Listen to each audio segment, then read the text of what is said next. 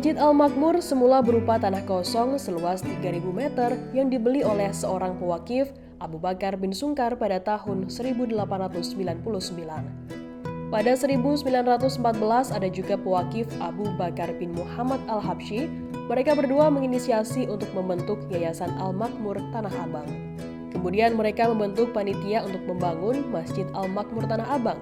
Panitia ini diketuai oleh Habib Abu Bakar bin Muhammad Al-Habsyi. Pembangunan Masjid Al-Makmur berlangsung 2 tahun, dimulai pada tahun 1915, lalu selesai pembangunannya pada tahun 1917. Masjid Al-Makmur hanya 1 lantai. Sejak dibangun, masjid ini telah mengalami renovasi dan penambahan ruangan 2 kali.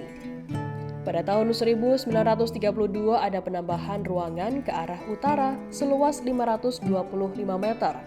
Hal ini diprakarsai oleh seorang pria sekaligus pewakif asal Singapura, Salim bin Talib. Pada tahun 1953 ada penambahan ruangan lagi ke arah barat, luasnya sekitar 500 meter. Informasi itu berdasarkan akte dari notaris yang diwakafkan beliau, yakni Salim bin Talib kepada Masjid Al-Makmur. Presiden Soekarno, Adam Malik hingga Susilo Bambang Yudhoyono pernah sholat di sini. Arsitektur Masjid Al-Makmur merupakan pria asal Belanda, yakni Stolz. Dulu pada zaman kolonial, arsitektur harus dapat izin dari kolonial. Apabila ingin mendapat izin juga, bangunannya harusnya sesuai dengan standar yang ditetapkan oleh mereka yang ahli saat itu orang Belanda. Sebelum masjid ini dibangun memang ada area pemakaman warga. Namun ada yang mengatakan bahwa ada makam tokoh muslim bernama Syekh Salim bin Abdullah bin Sumair, namun tidak benar. Karena pihaknya telah meneliti, makam asli beliau ada di TPU Jeruk Purut, Jakarta Selatan. Beliau adalah pengarang kitab Safinah dan ahli fikih. Jadi, hampir semua pesantren di Indonesia memakai kitab dari beliau.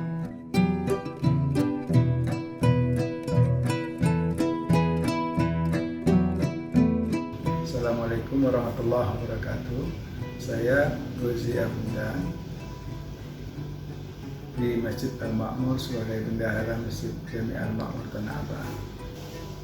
Masjid Al-Makmur ini awal mulanya adalah berupa pembelian tanah dari seorang pewakif yaitu Abu Bakar bin Sungkar pada tahun 1899 seluas 3.000 meter. Kemudian pada tahun 1914 ada juga pewakif Abu Bakar bin Muhammad Al-Habsyi.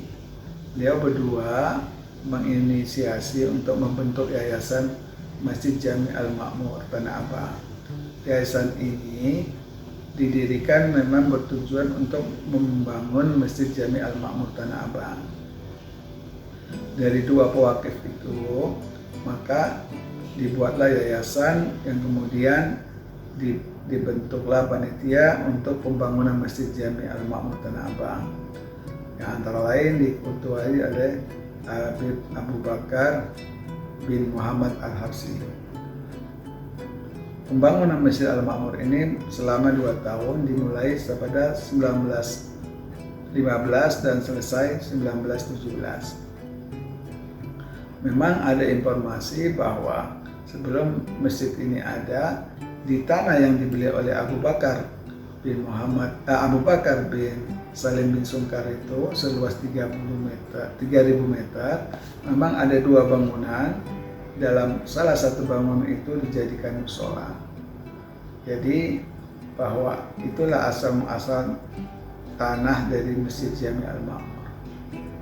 Dari tahun 1915 selesai 1917. Ya, mungkin panitia itu sendiri yayasan sebelum masjid ini dibangun dibentuk yayasan yang dinamakan dengan Yayasan Masjid Jami Al-Makmur Tanah Abang. Jadi panitia yayasan lah yang membentuk yang membuat nama tersebut. Masjid Al-Makmur 1 lantainya. Dari pembangunan pertama 1917 sudah mengalami 2 kali renovasi atau penambahan ruangan. Pertama pada tahun 1932 ke arah utara dari seorang pewakif Salim bin Talib Singapura.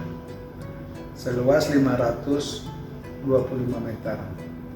Kemudian renovasi atau penambahan ruangan pada tahun 1953 ke arah belakang atau ke arah barat, kurang lebih seluas 500 meter. Nah, jadi dengan dua kali renovasi atau penambahan ruangan sehingga bentuk Masjid Jami Al-Ma'mur seperti ini sekarang ini. Informasi itu berdasarkan akte ya, akte dari notaris yang mewakafkan beliau kepada Yayasan Jami Al-Ma'mur. Nah, saya nggak tahu lebih lanjut beliau itu seperti apa. Mungkin beliau itu orang asalnya Singapura, mungkin berbisnis di sini atau bagaimana.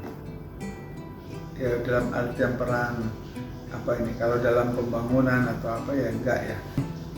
Presiden Soekarno pernah sholat, ada beberapa pejabat yang pernah sholat di Masjid Al-Ma'mur ini, antara lain ya, Presiden Soekarno, terus Wakil Presiden Adam Malik, Presiden Bambang Yudhoyono, tokoh-tokoh pejuang lah banyak juga yang pernah sholat di sini.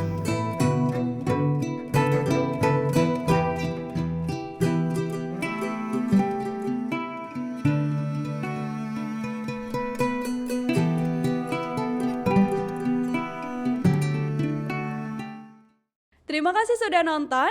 Jangan lupa like, subscribe, dan share ya.